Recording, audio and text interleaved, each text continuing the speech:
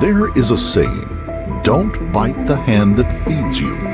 So how far will a person go in pursuit of possession? What could possibly drive a Playboy model to commit the ultimate act of betrayal on a generous man who was providing for her every need? Before we start, we would like to send our sincere condolences to the loved ones of Thomas Brouchard, who fell victim to the abominable acts described in this case.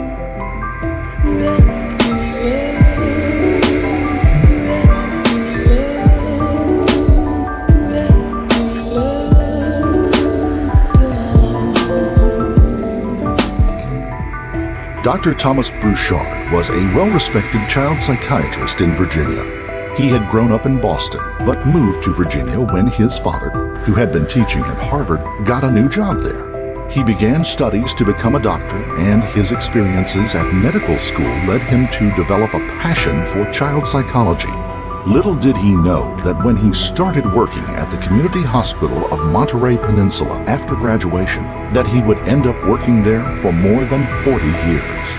Thomas was well known as an extremely generous man, often buying medication or supplies for his young patients who could barely afford his sessions, let alone ongoing treatment.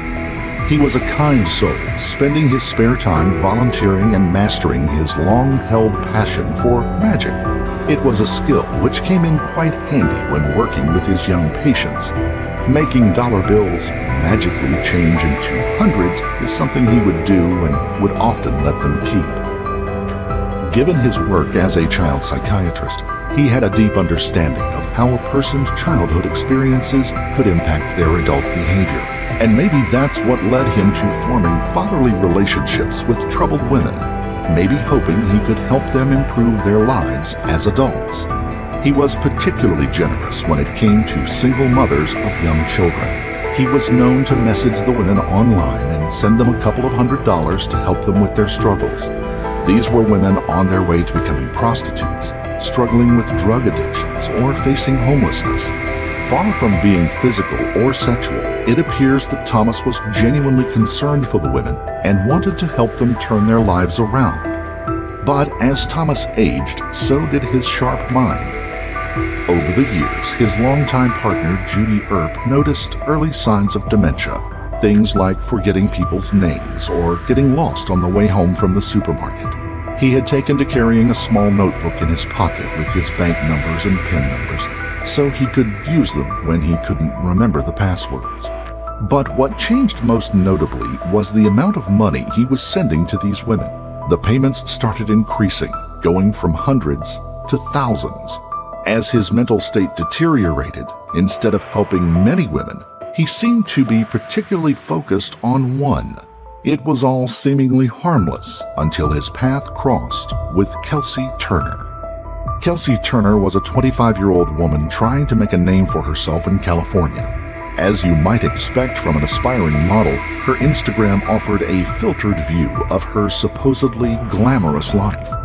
From bikini shots to risque tattoo pictures and dimly lit photos taken inside various nightclubs, she appeared to be living her best life.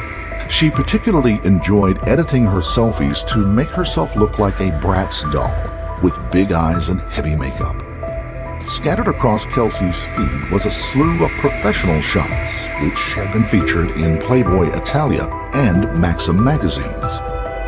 Kelsey was a keen party girl, describing herself as impulsive and loving thrills and fun. She told Playboy Italia, "I'm living my life fully aware that it's the only one I have." Her bleached blonde hair and ample figure were her ticket to many men's affections. She refined her skills, becoming a master manipulator in her journey to the top, convincing unsuspecting men to pay for drinks, then clothes, and ultimately her lifestyle. But the Kelsey behind the filter was a mom of two, struggling to make ends meet with her few and far between modeling gigs. Her career had never really taken off, and whatever money she did earn, she spent on outfits and events as she tried to rub shoulders with A-listers. She was getting older and becoming more desperate to get signed to a major modeling agency. Kelsey was hoping for a life filled with all the glitz and glamour that modeling supposedly would entail. Her fortunes changed in 2016 when Kelsey was contacted by Dr. Thomas. After a quick Google search, she could tell that Dr. Thomas was the ticket to a lifestyle Kelsey would otherwise only dream of. She saw dollar signs, and lots of them. She knew how to play the game, and play she did. So began a dangerous liaison which would leave the beloved doctor stripped of his dignity and his life. Starting small, Kelsey would ask for a few $100s here and there to help her kids or to pay an outstanding utility bill. It didn't take long for her to realize there appeared to be no end to Thomas's generosity. She took more and more, getting a monthly allowance, and all with seemingly no work involved, just a sob story here and there, a cry at the end of the phone. As Thomas's mental health declined, Kelsey's demands for money increased. Soon he had leased her a new convertible car and was making the payments on her behalf. When Kelsey couldn't get approved for a rental home due to bad credit, he signed up for one in his name, ending up paying the rent and utilities. Soon, Thomas was paying for everything. Looking at the whole arrangement, it very much appeared that Thomas was Kelsey's sugar daddy. But when Kelsey would tell her friends about how much money she was being paid, she would deny that it was such an arrangement. She convinced her friends that there was nothing sexual or physical between them. Instead, she would say the doctor had a huge crush on her and wanted to make sure that Kelsey and her kids were well taken care of. Over a period of less than 3 years, Thomas contributed more than $300,000 to Kelsey's lifestyle, but Kelsey had nothing to show for it. She was still in the same situation she had been in at the beginning of their relationship. Kelsey was no further ahead, no more successful, and Thomas's money appeared to be funding Kelsey's party lifestyle, designer handbags, and plastic surgery addiction rather than on meaningful investments into her future. Even with his declining condition, Thomas knew that something wasn't right. He sensed he was being taken advantage of and decided to cut Kelsey off. Judy was supportive of Thomas's terminating their relationship and offered to help, even getting social workers involved. For years, Judy had known that Kelsey was using Thomas for his money, but he was his own man and could do whatever he liked with his money. Judy could see from Kelsey's social media that money was being wasted rather than being used to improve the lives of her 2 kids as Thomas had intended. Kelsey knew that Judy despised her and was trying to get Thomas to cut her off. She even sent messages to Thomas stating that his girlfriend was, quote, on the list with me, and if she gets me evicted, I'll kill her. Judy encouraged Thomas to tell Kelsey that he was done paying for her life. Thomas preferred to meet in person, but eventually conceded it was time to get it over and done with. He let Kelsey know that he would no longer be paying her rent, and their arrangement had come to an end. The thought of Thomas cutting her off enraged Kelsey. She felt entitled to his money. She felt she deserved everything he gave and more. And so Kelsey began to show her true colors. Her dark side emerged. Rather than give up, she dug her claws in deeper and deeper into Thomas. She began to threaten Thomas, saying that she would go to the police and tell them horrible things about him interfering with children. A devastating accusation for a child psychiatrist. These claims, no matter how untrue, would most certainly end his career. Although Thomas knew the claims were false, he also knew that even the whisper of them would devastate his practice. He was tired of Kelsey's games, and even with Judy's support, he was so embarrassed by this relationship with Kelsey that he went along with her demands. He continued to pay her rent, her car payments, and gave her extra cash on top. At the end of 2018, Kelsey decided to move to Vegas. She had lost custody of one of her 2 children and wanted to start fresh in a new city where she might strike it famous, rather than the overcrowded area of Southern California. She convinced Thomas to pay for her move, and he leased a new house for her to live in when she arrived. Thomas didn't hear from her for a couple of weeks until early March, when she messaged him, apparently in desperate need of his support. This time she told him she was sick and couldn't work. She went on to reveal that her new boyfriend was abusing her and she couldn't even afford to feed her son. Thomas, with his soft heart and trusting nature, gave in and sent her more money, telling a friend he felt partially responsible for her situation. But after this time, he knew he was done. He wouldn't be sending her any more money unless he knew for sure that she was telling the truth. He had already come to realize that she was a pathological liar, though he'd been in denial for some time. In a final act of generosity, Thomas paid 3 months of rent in advance for her new place in Vegas. Then he decided he needed to see for himself whether her claims of sickness and abuse were true or whether she was just taking him for another ride. Despite Judy's pleas to stay home and instead cut Kelsey off from afar, Thomas booked a flight to Las Vegas. Judy tried to convince him to take her along, but Thomas was determined to do this on his own. He left for Las Vegas on the 1st of March 2019. On the morning of March 7th, a caller reported an abandoned Mercedes-Benz convertible on a dirt road not far from the Lake Mead recreation area and just 20 miles outside of Las Vegas. It was wild desert there, jagged mountains covered in low, scrubby sagebrush. Its location, just off the highway, means it was an area frequented by drinkers and travelers. Trash and glass littered the dry, red earth. The vehicle's windows were rolled down, and it looked like a fire had been lit in the passenger seat, although it had burned out and didn't reach any further than the headrest. Throughout the car were bottles, latex gloves, and personal items. Blood was spattered across the driver's seat, back seat, and headrest. And there's a smell, an unmistakable smell. When officers opened the trunk and pulled aside the piles of clothes and blankets, they found the body of an adult male. It was the bruised and battered remains of Dr. Thomas Burchard. Thomas was found partially clothed with trauma evident across his body. His autopsy later revealed that he died from multiple blunt force traumas to the head, but that's not the worst of it. Across his face, neck, arms, and chest were hundreds of bruises, scrapes, and cuts, some of which formed a unique pattern. Part of one ear was missing, and he was unrecognizable, given the blood and bruising to his body. His hands showed obvious defensive wounds. He had been left in the trunk of the car for at least a few days, and the decomposition of his body was accelerated by the hot Nevada sun. Judy had reported Thomas missing on the 2nd of March when he didn't reply to a text message she had sent him.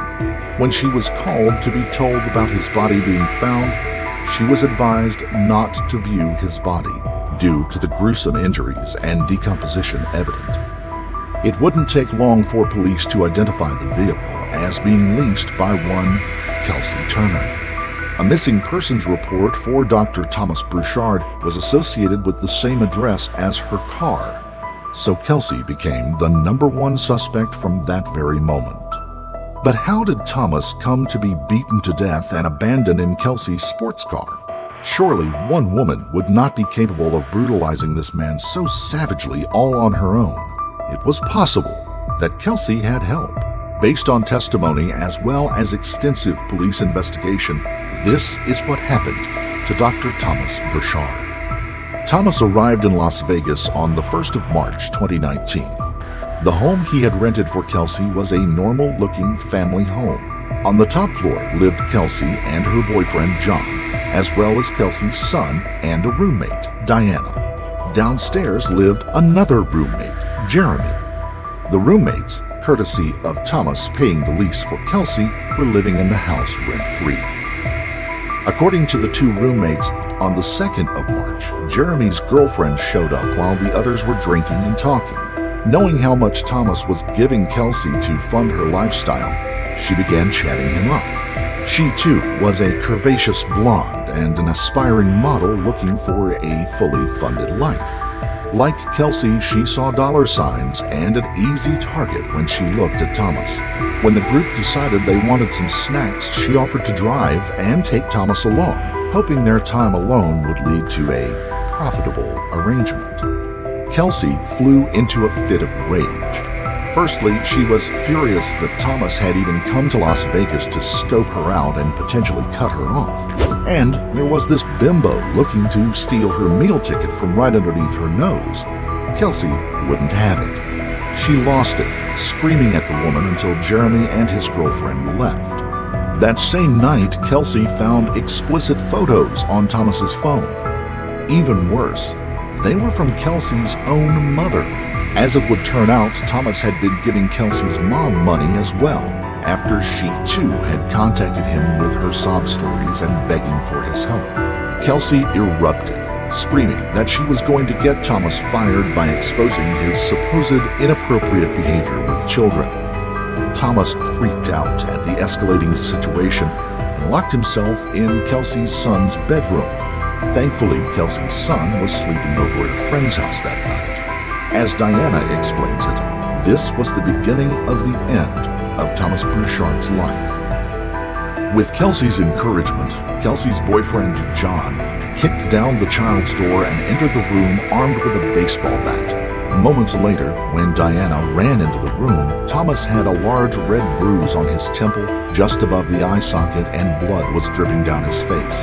Diana managed to convince John to put the bat down, and she got Thomas a glass of water. It was clear that Thomas needed medical attention. He was going in and out of consciousness.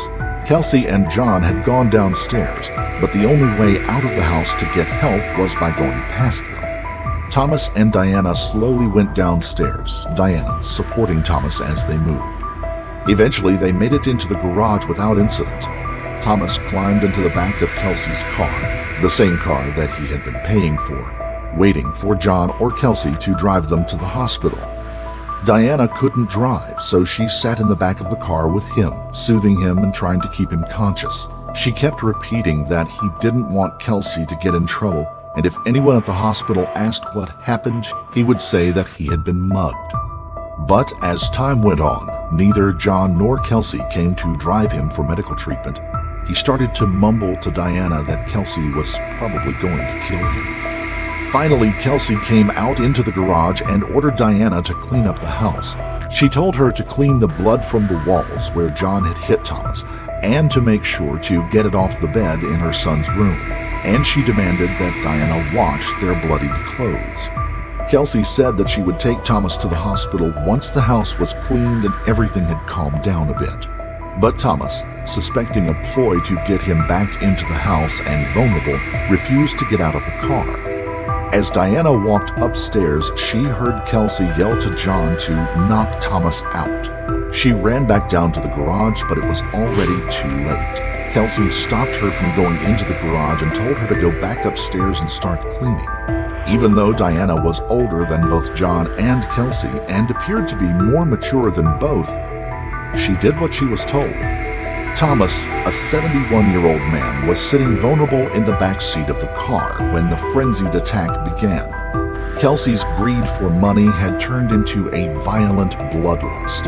Already battered from the baseball bat to the head, he was hit multiple times with the butt of a gun and another unidentified object, leaving a zigzag pattern across his face. His ear was partially removed with a knife, and he was repeatedly hit. His blood spattered throughout the vehicle. Given the car was a two-door, he had no chance to escape as Kelsey and John continued to brutalize him. The following day, Kelsey's phone records showed that she drove out to the desert where she abandoned the car containing Thomas's body. It is not known if he died in the back of the car or was alive when his body was stuffed into the trunk. Thomas had been due to fly home on the 4th of March.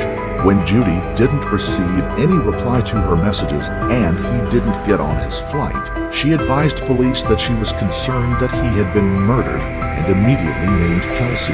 She filed a missing persons report with all the details that she could recall, including the address of the house in Las Vegas he was paying on. Police conducted welfare checks on the home on the 3rd, 4th, and 5th of March. Each time they were unable to locate or make contact with Thomas. Despite finding the house unlocked and the lights on, there was no one home when they entered the house. They did notice that cleaning supplies were littered throughout the home, and they noted it appeared as if the residents were moving out. Nothing else suspicious was identified during those welfare checks.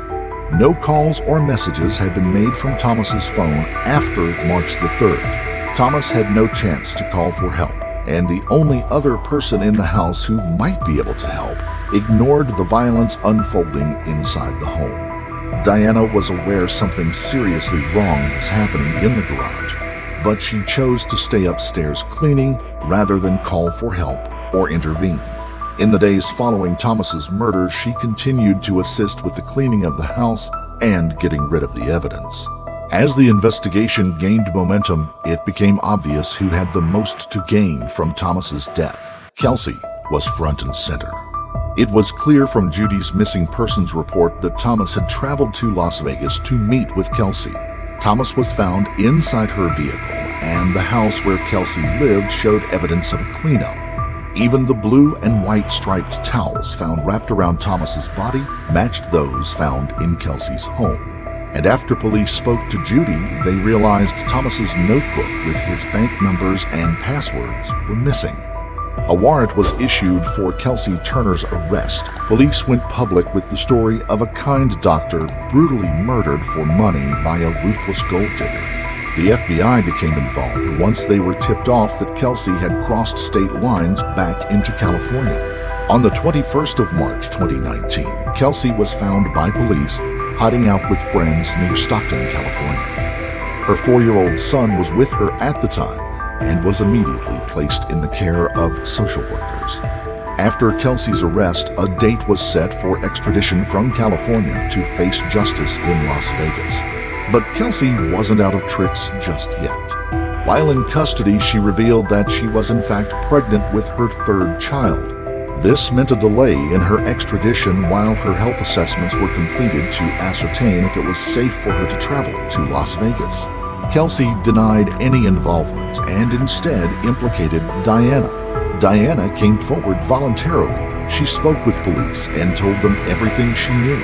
Diana was charged with conspiring to commit murder and accessory to murder. Diana implicated both Kelsey and John for Thomas's murder. John was arrested a few days later and charged with felony murder. He initially pleaded not guilty, but later changed his plea to guilty after being offered a deal by prosecutors. Earlier in 2022, he received a sentence of 18 to 45 years in jail. Kelsey continued to deny any involvement. In court, she appeared moody and pretentious, playing with her hair and pouting her lips. Her claims that she couldn't be responsible were repeated.